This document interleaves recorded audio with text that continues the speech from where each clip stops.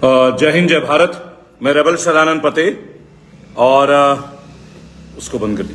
जो विषय पे आज हम लोग बात करने जा रहे हैं वो विषय पूरे देश में चर्चाओं को गर्म करता है, लेकिन सवाल दो हैं, कोई ज्यादा तो नहीं है, कि जो कुकृत्य करेगा, जो बुरे कर्म करेगा, वो अपने बुरे कर्मों का फल भी भोगेगा। आइए लाइव सेशन पे आइए।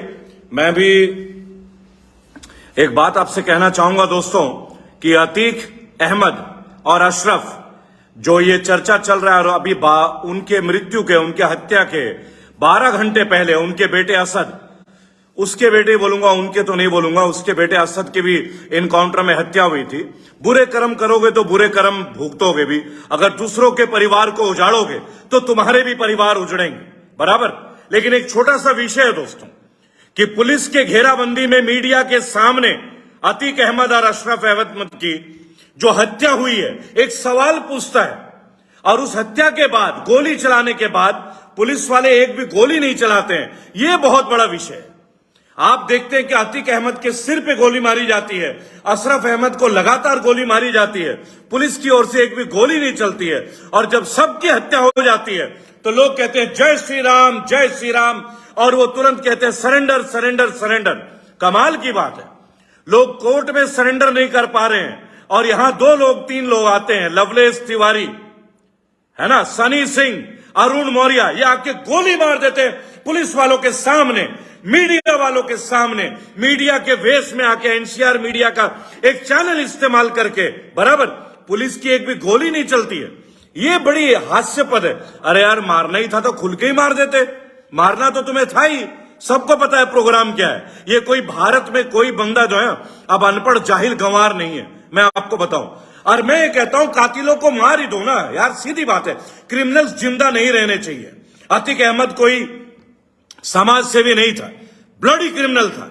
100 से ज्यादा हत्याओं को बर्बाद था। पर मैं एक बात बताऊंगा मेरे भाई, ये हत्याओं की लिस्ट लंबी है, बहुत लंबी है ये हत्याओं की लिस्ट।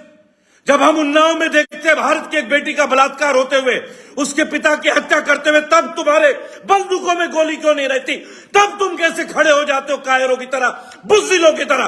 तुम्हारे बंदूकों में गोलियां कहां चली गई थी जब उन्नाव की वीर बेटी का बलात्कार हुआ था? क्या तुम्हारी आत्मा छलनी नहीं होती? अरे मारो गोली इन ब्लडी क्रिमिनल्स को, अतीक अहमद, अरशद अहमद, और मार दो इनके और भी तमाम चेले चपाटों को। हमें कोई फर्क नहीं पड़ता, देश से ये बोझ घटना चाहिए। लेकिन उन लोगों का क्या? जब उन्नाव की बेटी का बलात्कार हुआ, तुम किस बिल में छुपे हुए थे? तुम्हारी आत्मा कहां मर रही थी? तुम्हारे घर के लोग कहां थे? तुम्हारे पिस्तौलों के अंदर, तुम्हारे हथियारों के अंदर गोलियां क्यों नहीं थी जब एक बेटी के साथ बलात्कार हुआ, जब उसके पिता की हत्या हुई, जब उसके वकील की हत्या हुई, जब उसके चाचा को गलत मुकदमे में फंसाया गया है?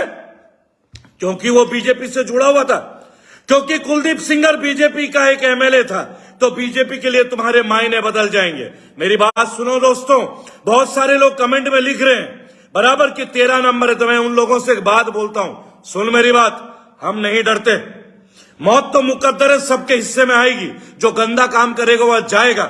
मैं इस देश में पैदा हुआ हूं, इस देश के तमाम धर्म और जाति मुझे प्रिय है। मैं उनके लिए स्टैंड लेता हूं, मैं कानून के लिए स्टैंड लेता हूं, मैं हक की लड़ाई लड़ता हूं, और हक की लड़ाई में तो जाने जाती हैं, बराबर। और ये सरकारें परमानेंट नहीं आती हैं, जाती हैं। सबको पता है कि मुख्यमंत्री के ऊपर भी कितने मुकदमे थे, है ना। अब आप एक बात सोचो दोस्तों, आज डिग्री और कॉलेज से पास करने वाले लड़के कहां भटक रहे हैं? बराबर, रिक्शा चला रहे हैं। पढ़े लिखे डिग्री वाले लोग ऑटो चला रहे हैं, ओला में कैब टैक्सी चला रहे हैं, और जो लोग जेल में रहते थे वो आज सरकारें चला रहे हैं। ये तुम्हारी गलती है, तुम किसको चुन रहे हो? इसका अंजाम आज नहीं तो कल हमें भी भुगतना पड़ेगा, भुगतना पड़ेगा हमें। अगर आपको कोर्ट के ऊपर एहतियात नहीं, अगर आपको कोर्ट के ऊपर भरोसा नहीं, अगर आपको संविधान के ऊपर भरोसा नहीं, ये दिक्कत आपके घर में भी आएगी। अगर आप आज इनका विरोध करोगे, कल ये आपकी भी हत्या कराएंगे। इसकी कोई बड़ी बात नहीं। मैं एक बात बोलूंगा, मैं तमाम मीडिया वालों से एक बात बोलूंगा, बच के रहना, बच के रहना। तुम विरोध कर रहे हो ना, आज मीडिया और पुलिस के सामने अतीक अहमद को मारा है, आज तुम विरोध करोगे सरकार का, किसी प्रेस कॉन्फ्रेंस में तुम्हें भी गोली मार दी जाएगी। हो सकता है मुझे भी मार दिया जाए, क्योंकि हम सरकार का विरोध करते हैं। हम इस सरकार के बैड गवर्नेंस का विरोध करते हैं। इसलिए विरोध करते हैं कि जब लखीमपुर खीरी में किसानों के ऊपर थार चढ़ा दी गई थी, तब तुमने इनकाउंटर क्यों नहीं किया? जब उन्नाव में एक बेटी का बलात्कार कर दिया गया, तब तुमने इनकाउंटर क्यों नहीं किया? जब किसान आंदोलन में किसान शहीद हो गए, तब तुमने इनकाउंटर क्यों नहीं किया? अपने पार्टी में क्रिमिनल पालते हो, ये बात भूलना मत, ये देश भूलेगा नहीं। टीएमसी में बताते हो कि बांग्लादेश बन रहा है बंगाल के अंदर, उन्हीं के विधायकों को, 24 विधायक को तुम भाजपा में शामिल करते हो। आज से पहले इतिहास में तुम कहते थे कि रानी लक्ष्मीबाई की हत्या कराने वाला ये सिंधिया का दादा था। आज सिंधिया तुम्हारी मिनिस्ट्री में है, कैबिनेट में है। ये साबित करता है कि तुम किसी के लिए कुछ नहीं करते। दोस्तों, मैं तुम्हें एक बात बताना चाहूंगा, ये अंधा कानून चल रहा है, अंधा कानून। आज सत्ते पे तुम काबिज हो, लेकिन हम ये कहते हैं, हम गर्व से कहते हैं, हम विरोध करेंगे, हम लड़ेंगे तुम्हारे खिलाफ, क्योंकि हमें भारत की एकता पसंद है, हम भारत से प्यार करते हैं। और आज जो अरशद और अतीक मरा है, इसके पीछे अखिलेश यादव भी जिम्मेदार है। राम गोपाल यादव कैसे कह सकता था कि इनका एनकाउंटर होगा? इनसे भी इंक्वायरी कीजिए। इन लोगों ने एक तरह से प्रोवोक किया है। कैसे पता था सपा के नेता राम गोपाल यादव को कि इनकी मृत्यु होगी, इनकी हत्या की जाएगी? क्या इंटरनल कोई खबर था क्या तुम लोगों पे? तुम लोगों ने इस्तेमाल किया लोगों को, सपा जैसे पार्टियों ने इस्तेमाल किया लोगों को, कांग्रेस ने भी इस्तेमाल किया, और जब इस्तेमाल करके निकाल दिया और उनकी हत्या होती तो तुम गूंगे बन के बैठते हो। तुम लोग क्रिमिनल पैदा करते हो, ये पॉलिटिकल पार्टीज पैदा करते हैं क्रिमिनल, उनका इस्तेमाल करते हैं और उनकी कुर्बानियां देते हैं। इनका भरोसा मत करो इनका भरोसा। मैं तुम्हें आज बोलता हूं, मैं तमाम मुसलमानों से आज एक अपील करता हूं, अपने लीडर पढ़े लिखे चुनो, अपने लीडर शिक्षित चुनो, अपने लीडर साफ सुथरे चुनो, क्रिमिनल्स को मत चुनो, मत भागो क्रिमिनल्स के पीछे। ये देश में सबका योगदान है। मैं आज भी कहता हूं, yes I am secular and I am proud to be secular, क्योंकि मैं जब जन्म लिया था, इस भारत में सभी धर्म के लोग रह रहे थे।